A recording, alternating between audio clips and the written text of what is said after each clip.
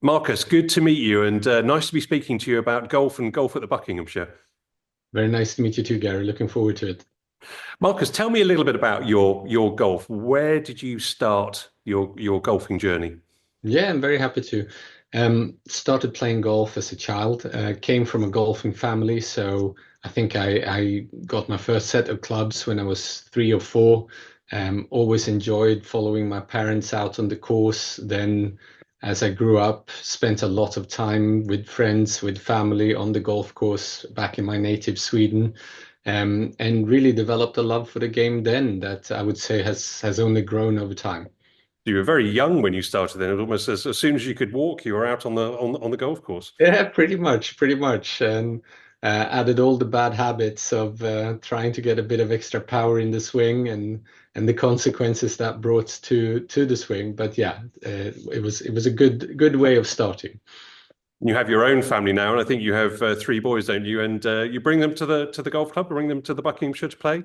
I do. I got 3 boys, 10, 7, 4, and really enjoy I introduced them to golf early, just like I was introduced early. I do bring them out to the club on a regular basis. I actually had them joining the cadet course that was organized from the pro shop here this past Sunday, which they very much enjoyed. And I've had my oldest out on the course a couple of times, which has been great fun. And there are very special times you can have as a family, aren't there? There are only some things that you can do where you can spend so much time together outdoors and, sporting fun as well. I must admit, I played golf with my father from a very, very young age. And I think some of our most memorable things that we've done together are probably on the golf course, actually. Some of the best memories we've got. I fully agree with you on that. I have that in relation to my own situation with my parents, and I'm hoping to give that to my children as well. But I have to say, I remember the first time I actually played 18 holes with my oldest son was in Buckinghamshire, and that's definitely one great memory I have of taking him out and him scoring a par on the 18th par three is still something he reminds me of every time. So that's great. Yeah, great, great memories. Now, Marcus, you've been familiar with the Buckinghamshire over the years, and you've seen the kind of the transformation of the club in recent times. Just tell us about that because it is really quite a significant change that's happened here. How do you perceive it? It is, and I would say I was initially a member of something called the Ligo, which introduced me to the Buckinghamshire. And the thing that actually got me to eventually join the Bucks, I would say, is the renovation.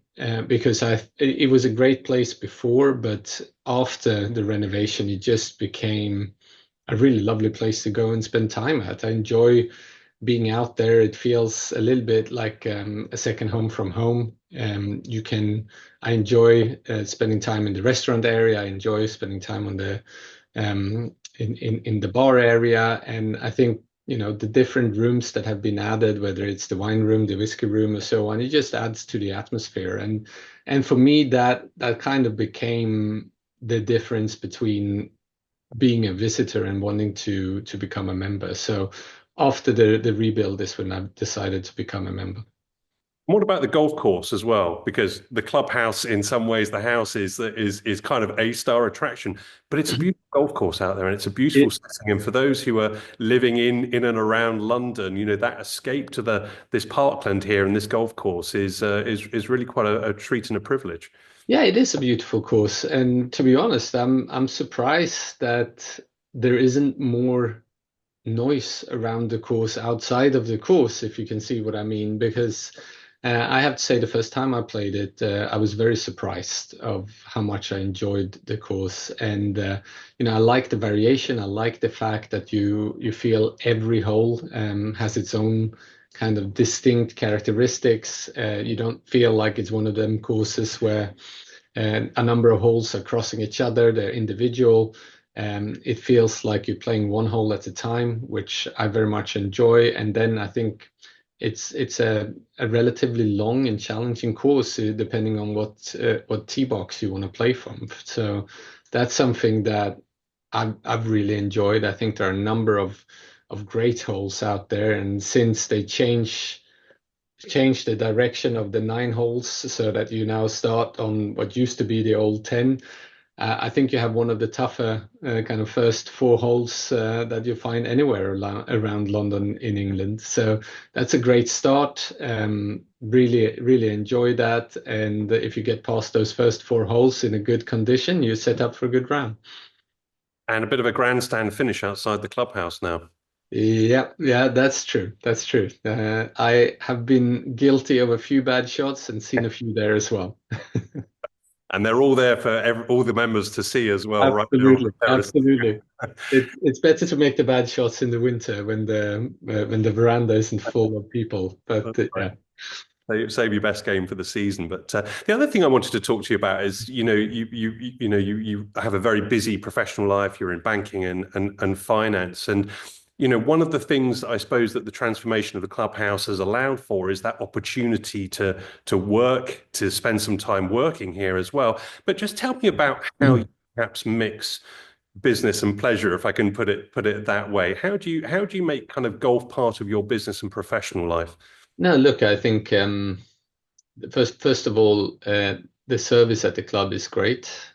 Secondly, with the renovation, everything is immaculately finished, which makes it a professional environment. It's a place that I feel very comfortable bringing clients to. So I've had a number of client golfs out at the Buckinghamshire, and they're always very well received. So that's one way of obviously mixing a bit of work and pleasure from my perspective. The other way is, the club has started catering to offering the opportunity to actually find quiet spots, whether it is in a separate room where you can set up and do some proper work, or whether it is to find some more quiet spots around the clubhouse where you can take conference calls or do a little bit of work before maybe going out for a round of golf or after having played a round of golf. So I'm quite happy to use that myself. I think it's a great way of potentially squeezing in a round of golf in a summer evening, or making sure to take a few conference calls before sneaking out on a Friday afternoon. But that works very well for me, and I think that's been a good addition, and kind of show from the club that they're trying to accommodate working professionals as well. And what about the season ahead? Are you looking forward to it? Do you take part in the competitions? Is that part of it, or is it kind of you sneaking out So your yeah, boy? look, it was a while since I played proper competitions other than like member guest golfs and stuff like that. But yeah, I will try to take part in a few. The biggest challenge today that I have is a young family with the weekends normally kind of littered with football games or swimming practices and stuff like that, which isn't always conducive with being able to take time out exactly in line with what the tournaments dictate. But I definitely try to get a few in, but probably if I get a couple in this year, that would be good. Well, if you do get time, we look forward to seeing you taking part in those. But lots of good family times in the meantime with your boys. So, Marcus, really lovely to chat to you. Thanks for your time today. Great to meet you. Thank you.